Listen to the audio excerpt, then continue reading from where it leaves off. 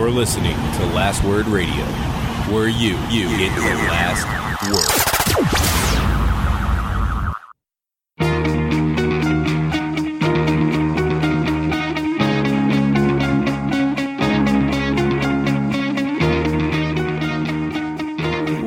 Welcome to the Fourth Line Podcast, part of the Alberta Podcast Network, powered by ATB. This is October the 29th, 2018. With you today is myself, Carl, and back with us, the always wonderful Joel. Missed you last week. Yeah, I missed being here. Well, glad to have you back. Lots of things happen in the NHL. We sat down to talk about, what should we talk about on the show this week? There was kind of two things that stood out to us, and we kind of started going through. We listed off a lot. Apparently, there's a lot that's happened since we last spoke. There's a ton that's happened since we last spoke on the show. But sure. But even just last week, we're a month in. Yeah. Things are happening. Games are being played. Exactly. People are, the grind of the season is starting to catch up with people. Thanks again to Nick for filling in last week. Great having him on the show. Before we get into everything that's happened, the Alberta Podcast Network is very, very happy to be able to be sponsored not by itself. They're not sponsored by themselves, Joel.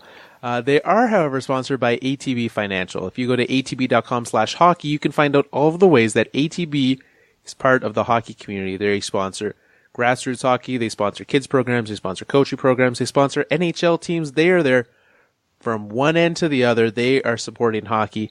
You should support them by choosing them as your bank. Head over to atb.com and find out more about what they can do for you. Let's get it out of the way. The elephant in the room, Joel. Auston Matthews. He's hurt. Don't know what you're talking about.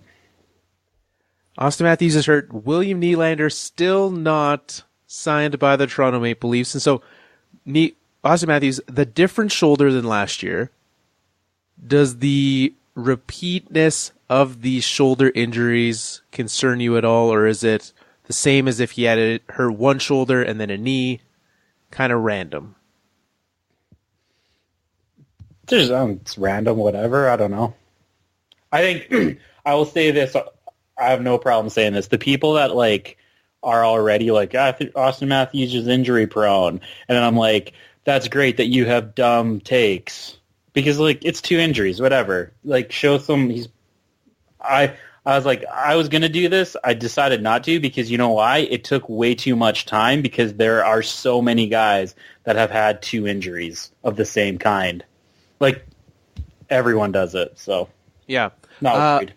There was the similarity that I saw, or not similarity, a comparison. Justin Bourne wrote about it this morning. And kind of his breakdown of it is until you're separating, and they haven't even said if it's a separated shoulder. They said it's a shoulder. One can assume separated. Is the kind of thing that separating two different ones is not a big deal, but it is something that can, and it hasn't shown that it is, but it's something that can keep coming back and back and back. But time will tell if that's something that recurs for him, and then surgery happens for him. But the amount of guys who've had shoulder surgery in the NHL, a lot. Yeah, I don't. It's kind of like whatever. It was an awkward hit. I'm assuming you saw the hit. Yeah. It was really awkward. I don't know. If he's going to be injured, I'd rather it be at this time of the season. I don't think the Leafs are going to make the playoffs with or without him. So, they get him still healthy. Have a pretty good team. Get him healthy, he'll be fine. I don't like it, but I'm not concerned. I don't think. Now, are you concerned on a scale of Andrew Raycroft or Patrick Waugh? Because this has a non-zero impact on William Nylander. Because by the time Matthews comes back, the Nylander time frame, that window is about closed. By the time Matthews is back. So does this expedite it, do you think? Does this make you more worried, less worried? Does this give you more hope that he's going to sign? Where are you with William Nylander? I'm a Patrick Waugh. You're on cloud nine. You're feeling great. I am not worried. Like, I guess I'm not worried. I don't really care. I was like, if Nylander is gonna be unreasonable, trade him. He's not worth $8 million. Trade him. So this feels like a turn for me. Like, have you always felt like this and I've misunderstood it, or have you suddenly become okay with trading him? No, I don't want to trade him, but I also don't like. I want a GM who cares. I want the best GM in the league. That's what I want, and so I don't want a GM who's giving out bad contracts. So if Dubas is like, oh, fine, we'll give you 8.5. It's like, no, like that's going to hurt the Leafs long term. Don't do that. I was like, there again. What was his name? Drager, that dude, the guy that knows all the things. He said there's still significant trade interest in him, and like I think as many as a half dozen teams have called within the week about Nylander. As long as there's lots of teams interested, they can trade him and still get fair value for him. It's not like they're trading him for pennies on the dollar. So, well, and whatever team is going to sign him, if he, whatever number he's asking for, they still need to sign him, right? If you're going to trade for him, you have to give up a piece, you have to sign him, and certainly those teams can be talking contract with him right now. There's no exclusive negotiation period with him because he can sign an offer sheet if he really wanted to. Yeah, exactly. And so, and like, there's just so many layers to this, and he wants to play for the Leafs. He has said that over and over again. And one of the things is that he doesn't want to sign for $6 million because he doesn't want to get traded right away. So he wants a no trade clause. And I'm like, well, you're just going to get traded before you sign then. I'm not like, if you were saying like, if the scale was about Nylander, if he was going to be a Toronto Maple Leaf, then I'm very worried about that. Am I worried as a Toronto Maple Leaf fan? Not worried at all. Like, I'm watching this team play. We really need a defenseman. Like, I know everyone says that, but like, Nylander could probably fetch a pretty good defenseman. Let's trade him for one. I'm fine with that. Yeah, he most certainly could. And even if he were to sign an offer sheet, whatever that number would be coming back, you match it or you get assets and then you flip those for a defenseman. So I do want to say, you said that the Matthews injuries had a non-zero impact on Nylander. I couldn't disagree more. I think the Nylander negotiation is completely separate, will be completely separate. Makes no difference. Yeah, you think that this is business as usual for Nylander? I don't know about Nylander, but it's business as usual for the Leafs. Right. So you're saying that, shockingly, you shouldn't make a 6-year decision based on 1 month of trouble. Exactly. And if Dubas does, he should be fired immediately. Like, that's a fireable offense to all of a sudden give $8 million to a guy because Matthew got hurt for a month. Like, that's crazy. That seems bad.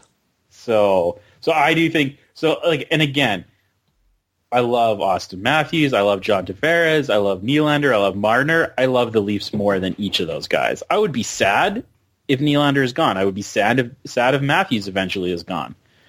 But I still love the Leafs more. So I want the Leafs as an organization to do better than Nylander. Well, that makes sense to me.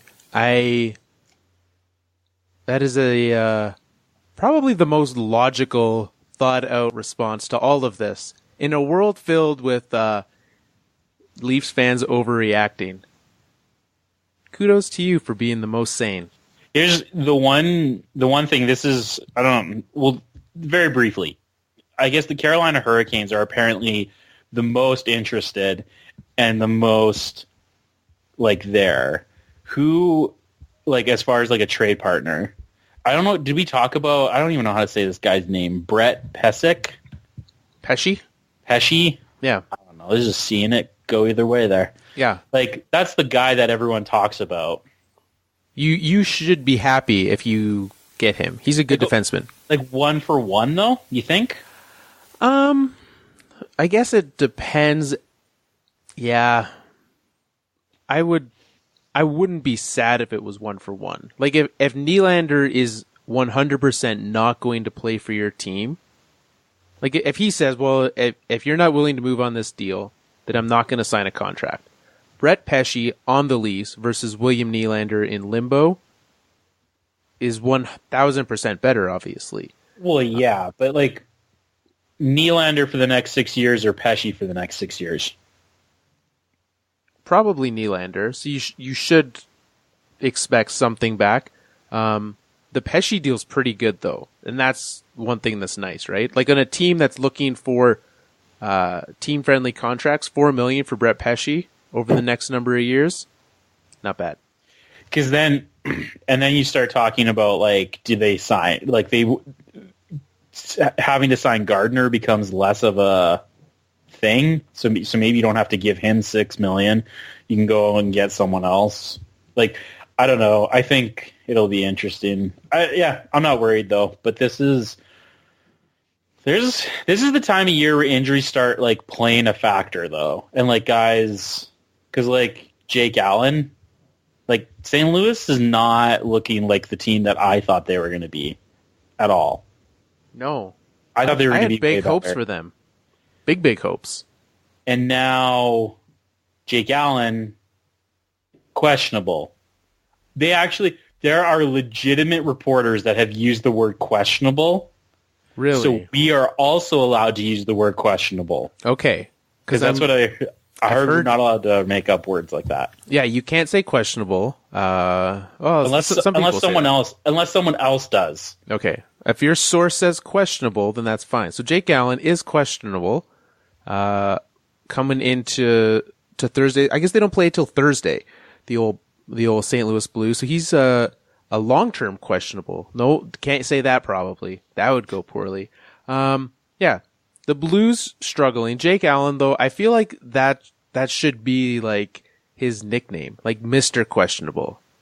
Because injuries, because of like inconsistent play. Yeah, like there's like, what is Jake Allen? There's not been a single year where I have trusted his health, right? Jake Allen got Carter Hutton a starting, like, a big money contract this last offseason because he gave him the net and he let him run with it. Yeah. So I'm worried about St. Louis. I would be worried. This is not the time of year to really be worried about teams. I would say of any team in the NHL, I am most worried if I'm a St. Louis Blues fan. There was an interesting... You say that there's no need to be worried this early in the year, and I don't remember the source, but I saw a pointer that there was not a single team last year that made the playoffs that had less than 9 points through their first 9 games. Interesting. And I know because like American Thanksgiving, that's another one. Right. But if you're looking at teams without 9 points through 9 games, St. Louis 9-10, the Flyers, Panthers, Kings, Rangers, and obviously the Detroit Red Wings. Well, yeah, but like a good chunk of those teams that you listed, they weren't making the playoffs, even if they got 9 points through.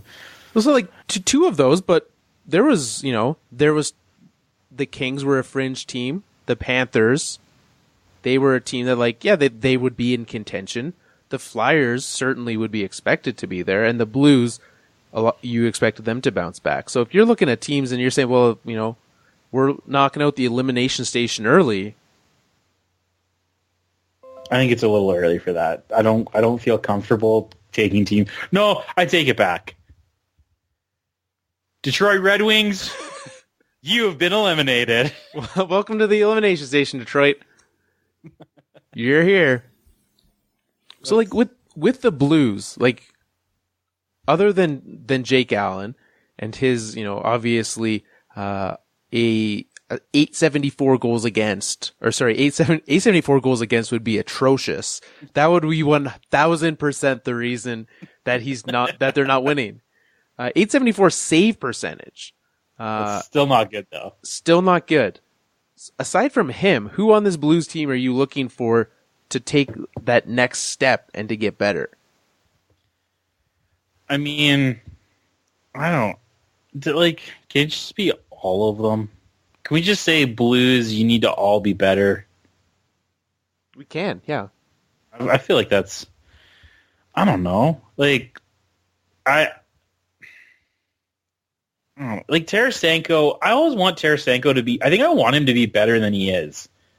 And he's really, really good.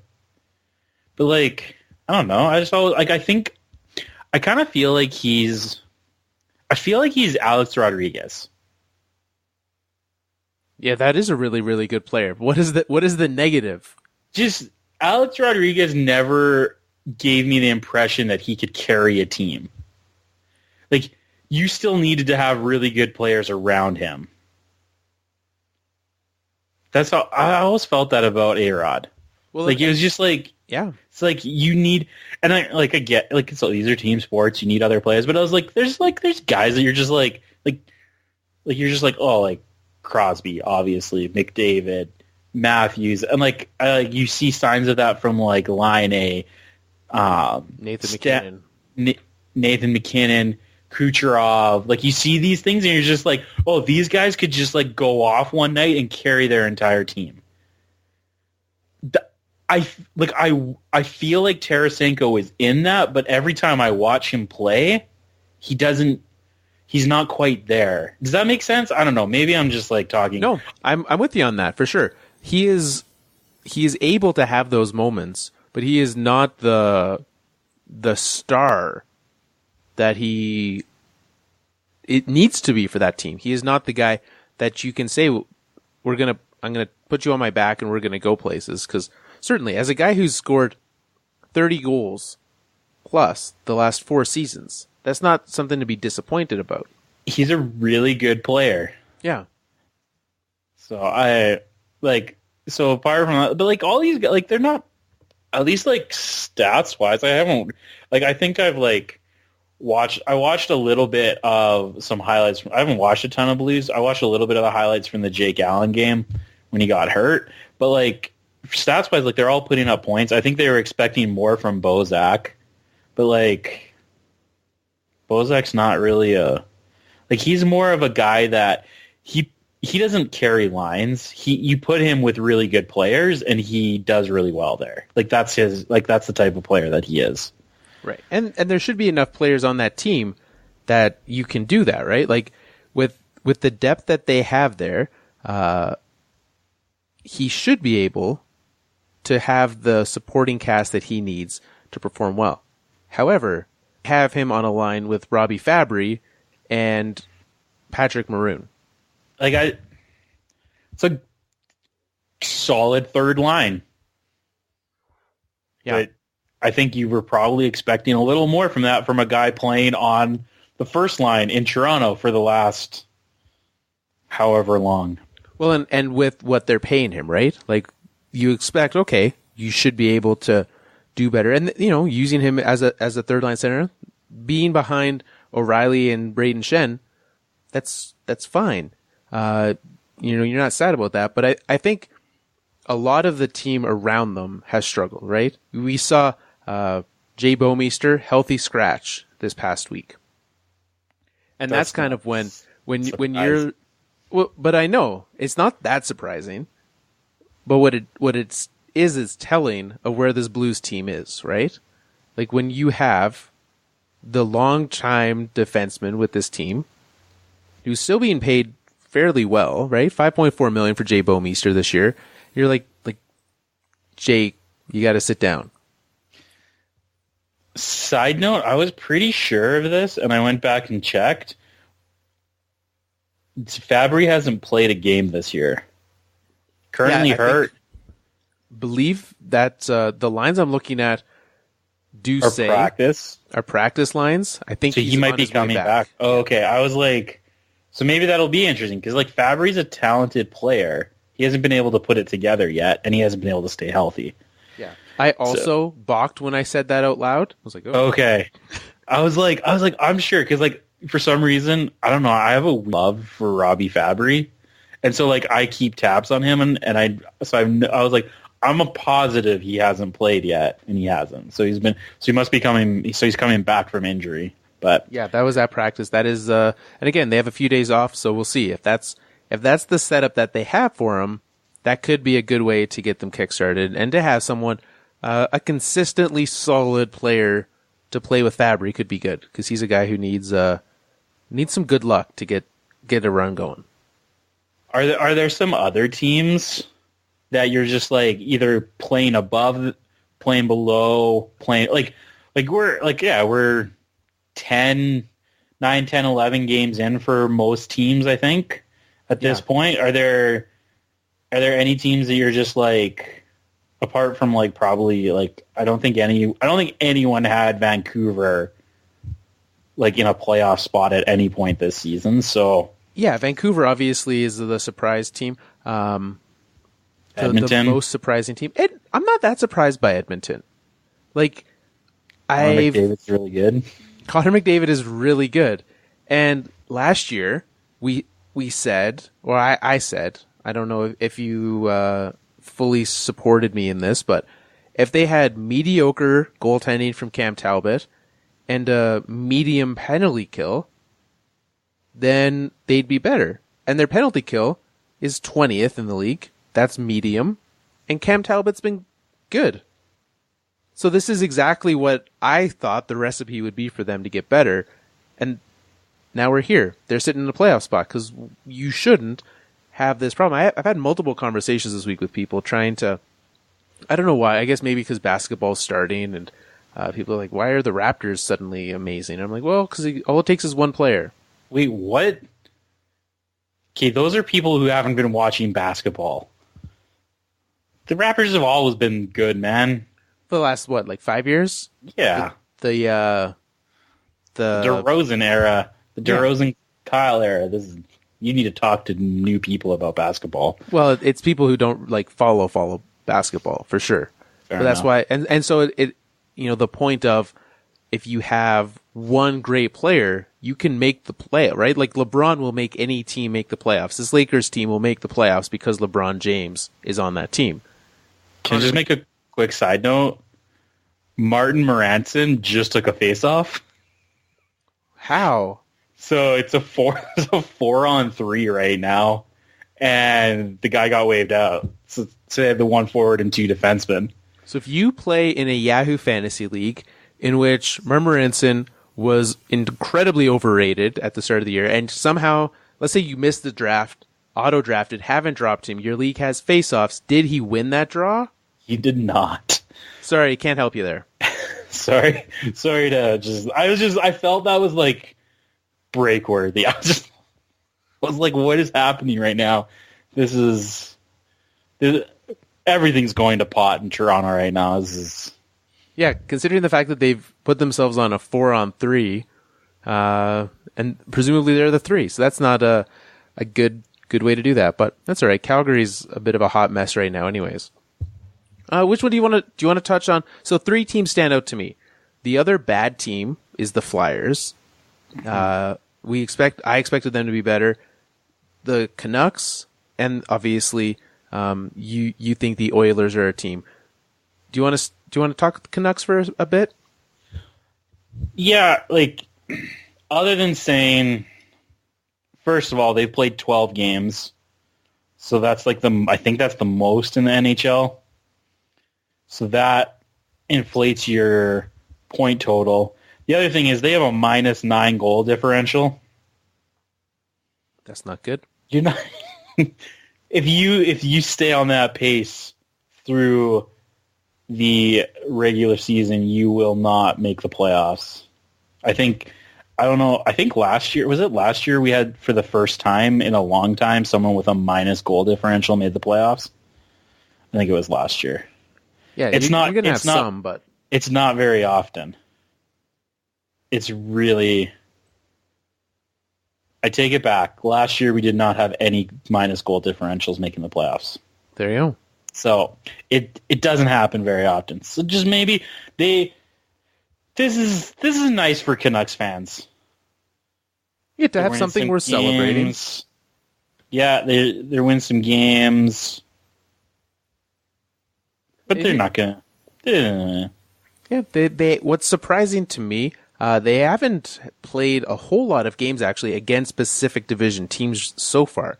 Like, they started the year with a home-and-home against Calgary, but then they went on a Pacific road trip. Not a Pacific, they're in the Pacific, Atlantic road trip.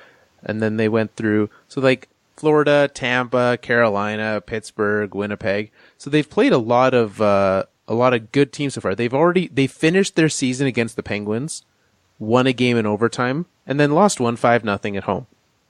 And so, schedule-wise, if we're wanting to give the Canucks like some solace of like, hey, maybe we won't be that bad. One, they're doing this stretch without Elias Pettersson, who's when he was healthy, was the best player on the ice, and to this point is still, I believe, leading the team in points. Bo Horvat has passed him, so Bo gets an extra 6 games, 1 more point than Elias Pettersson. So you get him back when he was returned from his questionable time frame, as every concussion is. I don't care what any reporter tells us about reporting a concussion as questionable. They can take a hike, because that's a thing. Yeah, probably. And so, yeah, if you want solace, if there's a way that I can say the Canucks might actually be medium, get Elias Pettersson back, get to play against like the Kings more, and the Coyotes a little bit more. Yeah, that'll do it. I guess so. I still don't have much hope for this team, but yeah, then I guess goaltending wise, figuring out they're going full splits right now. Each goalie's played 6 between Markstrom and Anders Nilsson. We will see what that brings. What about the Flyers? They're a team, like, obviously the Flyers, their motto every season is, if only we had a goalie. And that's still the case. Yeah, I can't speak a whole lot. I have watched 0 Flyers. I have no idea. All I know is from what I see in the standings, and it's not what I was expecting. Maybe it's their mascot. Like, Gritty's taking a strong turn. Well, it was like nothing good has probably come from that. Yeah, it could be cursed. I think, again, you're not going to have that kind of a season without someone underperforming. For the Flyers, that underperforming individual is Wayne Simmons.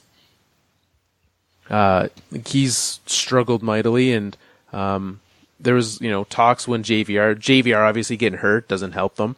But when JVR showed up, they were like, well, that's the end of the Wayne Simmons era in Philly, and he struggled significantly to start the season. He is the 3rd worst of everyone who's played every game. He has the lowest Corsi on this team. He also has the lowest relative Corsi on this team. And that's, with a significant defensive zone start, but still you can't have a 43% Corsi no matter where you're starting on the ice. That's really bad. Really bad. When you're a bad team, you're all gonna have more D zone starts than offensive, but the usage with him has certainly shifted towards some of the struggle. Is Nolan Patrick, like, are we worried about him yet? No, I would say career trajectory. I would not be surprised to see him end up as like a Ryan Nugent-Hopkins, a guy who, like, we write him off and we say Nolan Patrick, not good, and then like 5 years down the road we're like, yeah, he's actually found himself a way to be a solid contributor to an NHL team, but not a number 1 overall pick. No, especially since he was picked 2nd. Right, but it was like Nolan Patrick. Like, it was only until like late in that draft season that it was even like talked about that someone else might be number 1. Yeah, I think it took him getting hurt, I believe, for Nico Hischier to step up there. But yeah, and so like, yeah, I know he wasn't picked number 1, but like he had that pedigree. Yeah, the buzz around him was number 1-ish. Yeah, I would be certainly I wouldn't be excited about what he's doing, what he's bringing to this team. But I'm not worried yet. Like he had 30 points last season, which is okay, I guess. But coming into this year, you start to give him a bit more responsibility. You start to get him playing time. We'll see. Yeah, I'm not worried. Are you? I'm not worried. I'm like, that's fair.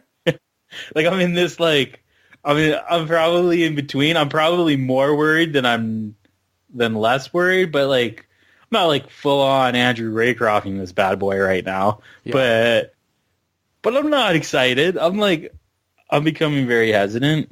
Do you think these guys rebound, make the playoffs?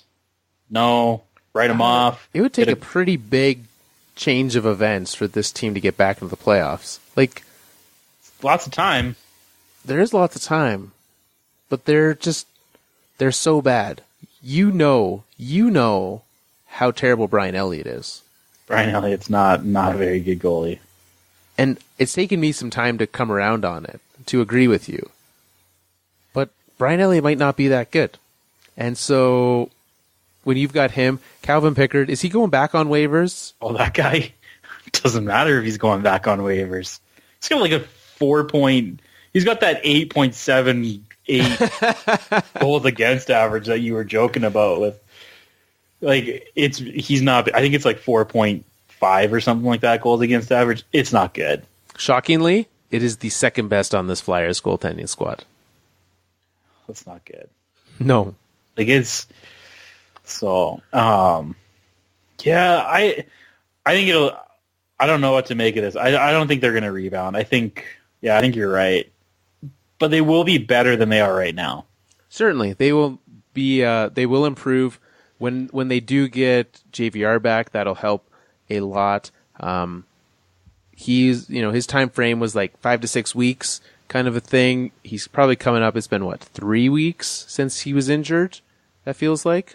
So he's about halfway there, 2 to 3 weeks out. He should be back in this lineup. And right around the old American Thanksgiving that we like to use. Yeah. Do you want to quickly touch on the Oilers? Yeah. I've been impressed with the Oilers. They came out and they lost those first 2 games. 2 games? Yeah, they lost their first 2 games. And it was like, okay. The first game was in Sweden. No, was it Sweden? It was in Europe. Germany? I thought it was Germany. Germany? Okay, that sounds more right. I said Sweden, and I was like, no, that's not where they were. So they came out, but I don't really take at face value a game played in a different country. Like, sure, you still have to be good. It still counts, but like the first game of the year in a different country against a team from a different conference, I'm not sure how much weight I put into that game. Do you agree, disagree? Sure, I'm fine with that. Okay, so then you come back, you play Boston. Boston's a good team. You lose. Then you've got this stretch where you're playing pretty good hockey against pretty good teams. I watched them just completely shut down the Washington Capitals the other day.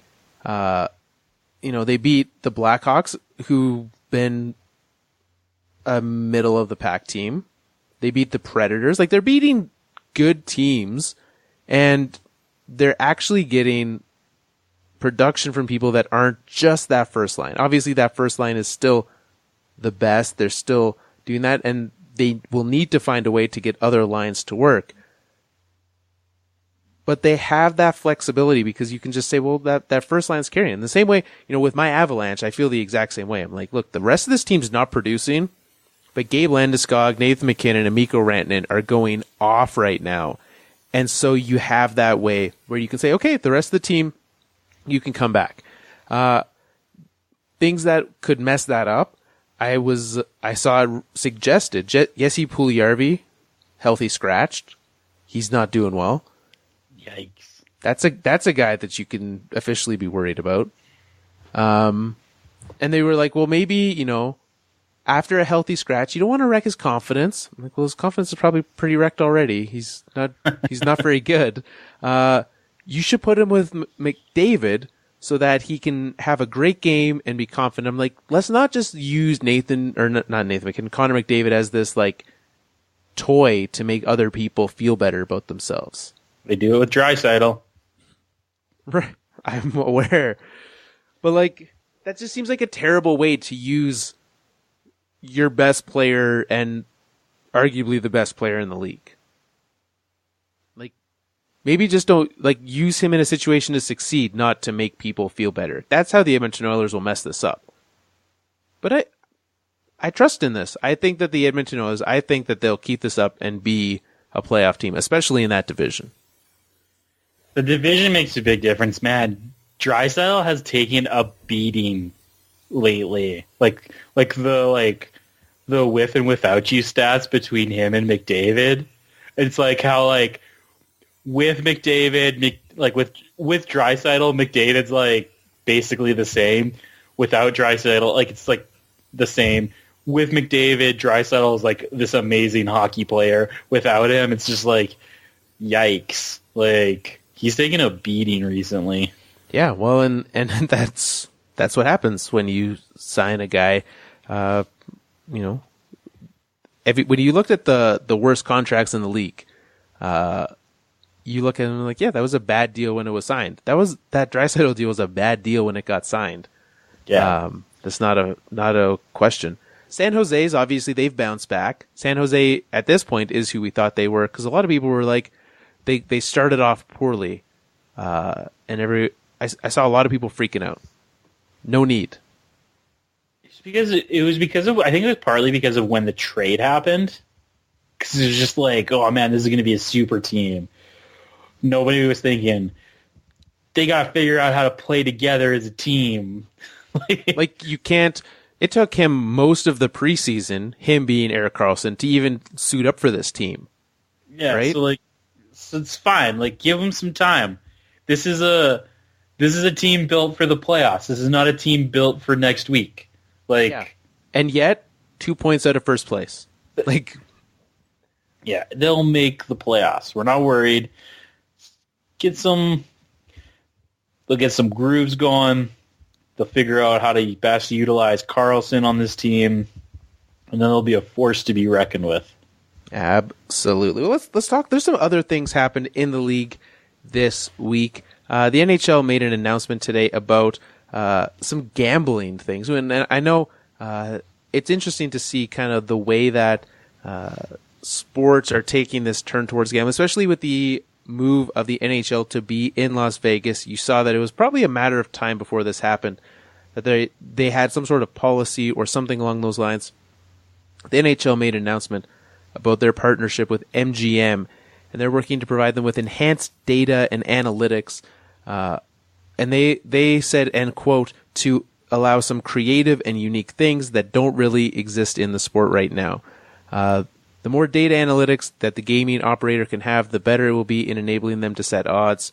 Whether or not they're using the data for actual purposes of creating prop bets and things like that certainly is something, but more importantly, they're going to use it to be able to set odds and proper odds that they're going to be able to create. It seems like the NHL really screwed gamblers on this one. If what they're saying is the case, if they're doing this to help the books, what are they doing for the fans? I don't know. I don't trust Gary Bettman. This whole thing stinks. This whole thing stinks. I don't like it, Carl.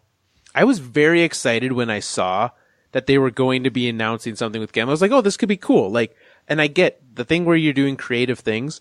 If you're providing on-the-fly information back to the books and you're able to come up with on-the-fly prop bets, like, you know, is this team going to be able to, and I'm haven't been to Vegas in quite some time. I don't know what is currently available there.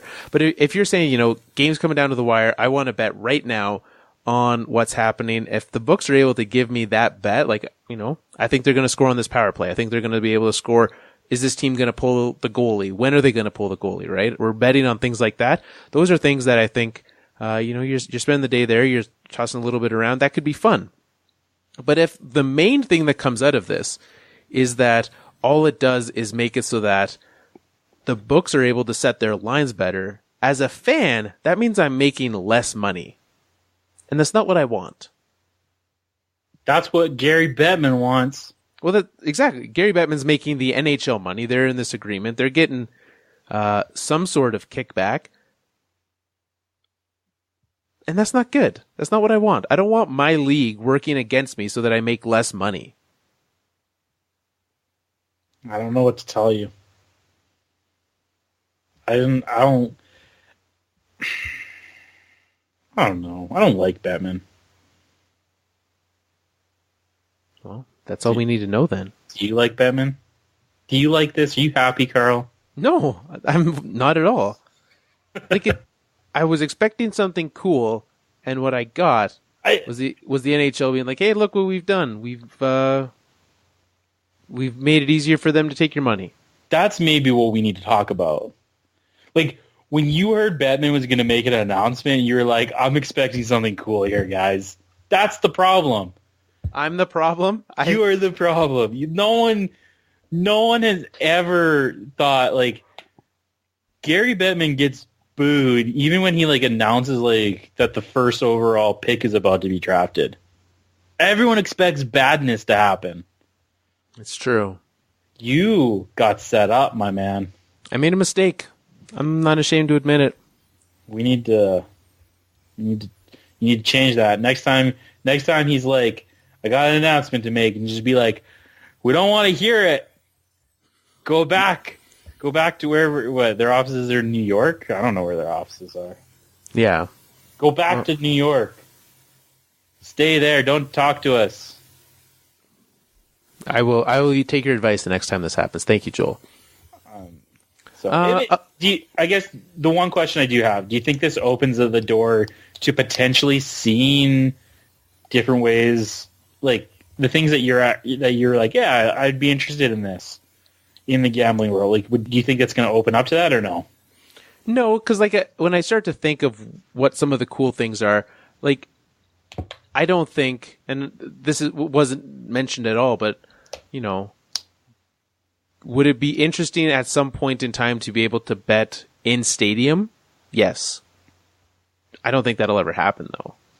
Like, I can order food on my phone and someone will bring it to me at a hockey game now. Right.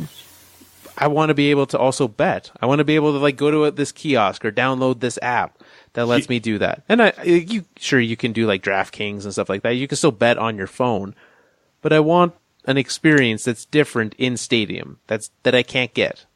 That's what I want. I want the game day experience to differ because of this, and I don't think we're going to get there. You want to be like you're going to the racetracks.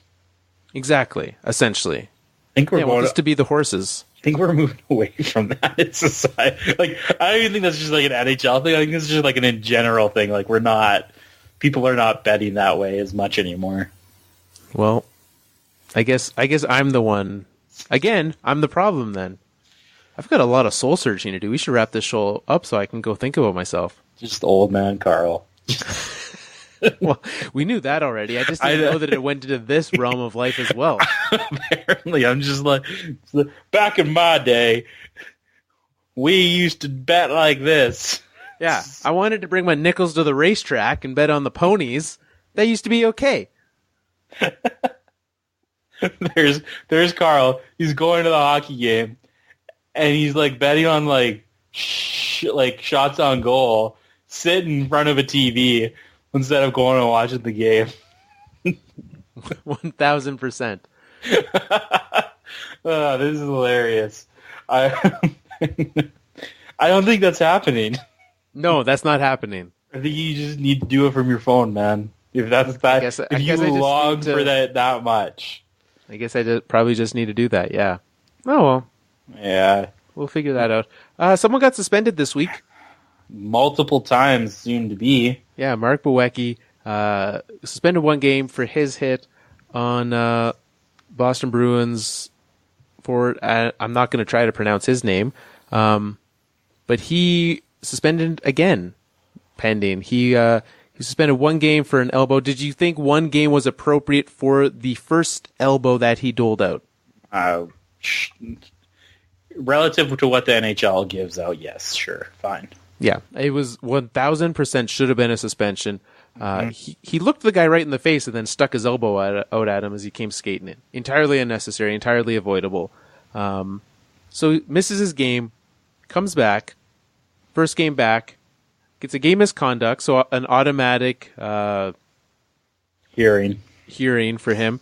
1 game suspension first. Now he has the hearing for his hit on Cody Eakin in the game against the Knights. What do you think about that one? That one's a little bit iffier just because of like the angles that they have on this hit. It's hard to see because it happens so fast where he actually hits. Yeah, it still looks like a suspension to me.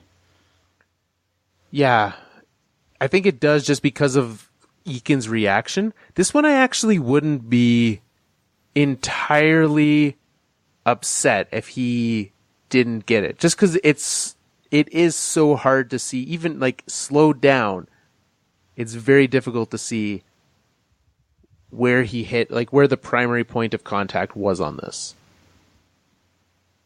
So, yeah, we'll see. But if he does, obviously, because the last time it was like, well, he only got 1 game. He was not a repeat offender. He is a repeat offender within the last week now. Not an excuse you can use. So maybe he gets a game because of that. It could so be, what yeah. if this was a non-repeat offender? Maybe it's just fine. Yeah. Well, then we can talk. Let's dive into the other suspension news of the week. Tom Wilson had his hearing with the NHL, and his suspension was upheld. So still suspended 20 games. Shocking. He is appealing it again, so it took 10 games of his suspension for the NHL to hear it. They decided, no, that's not the case. An interesting theory, we saw the logic that was given for the original 20-game length. He was suspended double the amount, so going off of a 3-game suspension in the playoffs before. So double for regular season versus playoffs, so that brings it to 6 games. It was tripled because of his repeat offenderness, and then an extra 2 games for the injury to Sundqvist. So kind of that's the given logic of how they came to 20 games at the old Department of Player Safety. But upheld. And my biggest thing is, not ever having, kind of gone through this. The NHL released their thoughts. The NHLPA held their stance on it was that Tom Wilson deserved 0 suspension in this case. They're crazy. But what's interesting to me, so certainly the PA represents all players in the league. Yeah. And so if you say to Tom Wilson, Tom, what you did is 100% okay, and you should be able to do this, how then can the NHLPA then turn to the injured player at hand and say, we care about your health? They can't. It's kind of a catch-22. I get the fact that you have to defend your all players, right? You have to, if he wants to appeal, you have to work on this, but maybe don't be so egregious to say that there is nothing that this man did wrong. This man is innocent of all offenses. Yeah. Yeah, I don't know. I don't think it doesn't really matter. Like, neutral arbitrators tend not to reduce sentences. Yeah. So I think there's only been one. I think there's history of one, and it was the Dennis Weidman one. Mm-hmm. Yes, that was one that did get appealed, and so, or not appealed, reduced. And yeah, I don't expect this to be the case. That was a completely different. Like, there's no frame of reference. There's no logic behind that. Like, there was nothing to, I don't know what the word is, precedent. There was no precedent with that one, right? Like, so it was tough to know. Yeah, we know what you should get for being a suspended player, and that's it. So we'll see what happens there, but certainly an interesting situation with the PA's stance on things. We'll see how they do things moving forward. Joel, one more thing before we get to our Pavel Bure's. Nate Schmidt, speaking of suspended players yet again, Nate Schmidt suspended for taking steroids, and whether he likes it or not, he failed the drug test. So he got a contract though while suspended. It is a 6-year deal at just under $6 million, and that's what you used when you refer to a Jake Gardiner contract at $6 million. This is why, right? This is the comparable contract signed right before Nate Schmidt, worth $6 million. Nate Schmidt on roids worth $6 million, or Nate Schmidt without roids worth $6 million? Well, here's the thing that's good is he claims that the only supplements he takes are from the Golden Knights, so they know exactly what he has or has not been taking. It's a great deal then. They can just keep giving it to him. Yeah, they're well aware of what Nate Schmidt has been doing, and so they don't keep sneaking it in. And they don't have to pay him every now and then. Yeah, exactly. Well, I think they would still have to pay him. It just goes to the NHL's foundation or something like that. Yeah, Nate Schmidt, $6 million. I'm fine with this. I think I would have maybe liked it a little bit less, but I have no idea because literally a year from now, when all the PEDs are out of his system, he might be worse. Might not be. I don't know. It's true. That is an interesting. They must be very, very certain and trust him. Which, if you're handing out that big of a contract, you should certainly trust that he didn't, because if he, but he did, because he failed the test. So he did. I don't get the people like the Knights. They took this gray stance on it. There's no gray. He failed the test. It was in his system. But Joel, he said he didn't. I don't care what he said. Wait, you don't think someone has the ability to cheat and then also lie about it? I don't care. Do it, don't do it. If you're on my team and you don't get caught and you're playing really well, and you're making decisions that maybe wreck your body, I don't care. You do what you want to do. But don't complain if you get caught. Don't that's, I don't know. Don't be a cheater and get caught and then whine about it. So you're telling me that you trust science more than you trust the word of Nate Schmidt? Yes. 1000% yes. Well, there you go. Joel, a man of science, as we always knew, I think.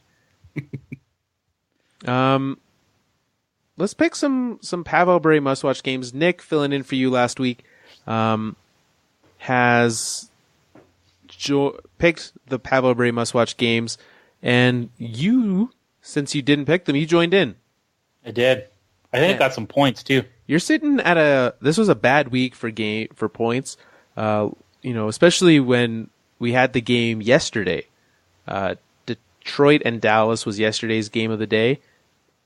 Nick was on the show. Come on, Nick. Well, I think any time the Detroit Red Wings win a game, you should tune in, because it might not happen that often, and they did yesterday. So that really messed a lot of people up. They did not get the points they were looking for. The Leafs are tonight's game against the Calgary Flames, and that is, I believe, still scoreless. Yeah, it is. Well, I guess it's not scoreless. The score is 0-0. Sure. It's goalless.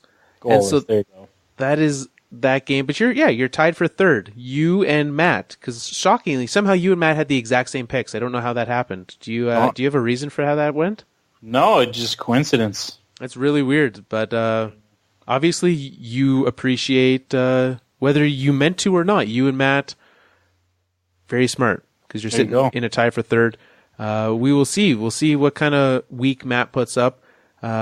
Kristen Meyer, her friend of the show, she is in first right now with 6 points. So let's go. What we do is we pick our must-watch games every day of the week. We say, if you're watching a game today, this is the game that we think you should be tuning into. Do it. You can also head over to our Twitter at Fourth Line Podcast, where you can play High Sticking, which is a game where you pick who you think's going to win the game. And you can make a face like Joel has right now. Explain what's happening with your face. There's some bad games. Okay, that's Wednesday. We don't even get to choose. There's only one game. Well, that's unfortunate. Do we want to just be let's not watch this game? We'll still play high sticking. We don't have to recommend watching it, though. Okay. I don't know. Yeah. Like Tuesday is like Minnesota, Edmonton, I think. I like it. I would be going Nashville, Vegas as my Tuesday game. Has Vegas been better? Yeah. They're 5-5. They're fine. You do that. You All right. choose that game. Wednesday, we have one game. Boo. I would not. If you want to see what has Vancouver at 500, you can do that. I wouldn't. You missed my pun there. That was a good pun. What'd you say? I booed. Get it? Boo. Oh, because it's Halloween. Right? That's why there's no games, because everyone's trick-or-treating. I thought that was a pretty good... It was. I apologize. You deserve better than that. Okay. Does that mean I get to choose on Thursday? Sure. Okay. I choose Buffalo and Ottawa. Bold choice, Joel. I'm not going to choose that. I take it back. I don't care that they were chosen earlier. I'm still going Nashville-Tampa. Nashville, yeah, that's a good game. Another team that's surprisingly good to start this season, and we'll get into them. I know you don't want to talk about them probably, but the Montreal Canadiens, they're doing well. Also, turns out Thursday, Colorado's in Calgary, so potentially I might see what the old StubHub has to say about that. Ooh. Yeah. Check your calendar for Thursday, Joel. I am checking my calendar. I literally just was like, what am I doing Thursday? I work Thursday night. Dang it. All right. Well, that happens. Friday, another light night. Colorado at Vancouver, Florida at Winnipeg, and Carolina at Arizona. That's Friday? Why is there a game? It's in Finland. Oh. Yeah, do the Finland game. We'll do the Finland. We'll make everyone have to figure out why there's a game at noon on a Friday. It's because it's in Finland. Yeah. It's like last Friday. Apparently I think it was Nevada Day, and so there was a game that started at 4 o'clock on a Friday. That was tough. Saturday, here are your choices. Toronto-Pittsburgh. I don't even know. I think that's the game. I'm looking at all these, I'm like, I don't want to watch that game. Yeah. If it wasn't for the fact that we've already picked Nashville twice and they're playing the team that shall not be named, that'll also be a close game. Nashville has a tough week, and also Tampa-Montreal. If Montreal's going to prove that they're for real, they're going to have to do it against Tampa. But Tampa just lost 7-1 against the Coyotes. Anything can happen on any given night in the NHL. It's weird. And then we're going Columbus-Anaheim on Sunday. That's the only game, so right? Toronto-Pittsburgh on Saturday and Columbus-Anaheim on Sunday. But the game to watch on Sunday is happening actually where the Chargers of Los Angeles head into Seattle to take on the Seahawks. It's true. I'm going to be watching that game to watch. We might have to find a way, since I know you've got busy Sundays, but maybe we'll have to bust out the old queso and chips and watch that game. Maybe. Well, you can head on over. These are the games that we think you should be watching each night this week. Head over to our Twitter at Fourth Line Podcast. Pick who you think's going to win and the score of each of those games. And if you're right, you can get points, and maybe you'll pass Joel this week. It'll only take 4 points, unless Joel picked the Leafs to win tonight by a score of 6-3. I don't think they're going to win by that margin, but it's certainly still possible that they win. So let's see what happens there. A lot of folks do send out all of them. So if you want to, you can pick all the games at once. We have a number of those. That does skew it when you make your picks on Monday night and then Auston Matthews gets hurt. That does change potentially the answers. We had a lot more Calgary picks happening today than we did this time last week. So you're welcome to do that. We'll write all your answers down and give you out the points, but if you want to keep it up day to day, that is available to you as well. Noel's just shaking his head. Just very disappointed. You really have to bring that up again? This is over. Let's go. All right. Well, the Alberta Podcast Network is a fantastic place to be and a fantastic place for podcasts. If you are, and I know that we recently talked about this show, but it's back in the spotlight because they have an event coming up. If you are a fan of the CFL, the 2-0 podcast is doing a live show during the Grey Cup. So if you're looking for something to do during the Grey Cup, Joel says no. Our Calgary Stampeders are struggling mightily. No, I do have something to do during the Grey Cup. You do. You probably have a work thing, right? I'm going to a Grey Cup party, man. There you go. So I won't be able to listen. But it's a podcast, so I can listen at any time. It's true. Yeah. I assume that it'll be recorded. There's going to be a ton of very interesting things happening there.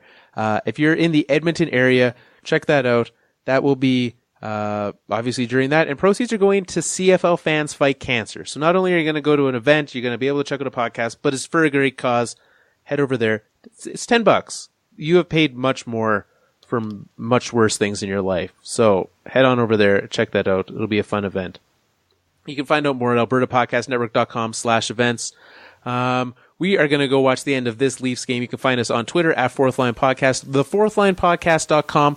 Great things coming out over there. We've got a lot of articles coming out this week, probably about one a day.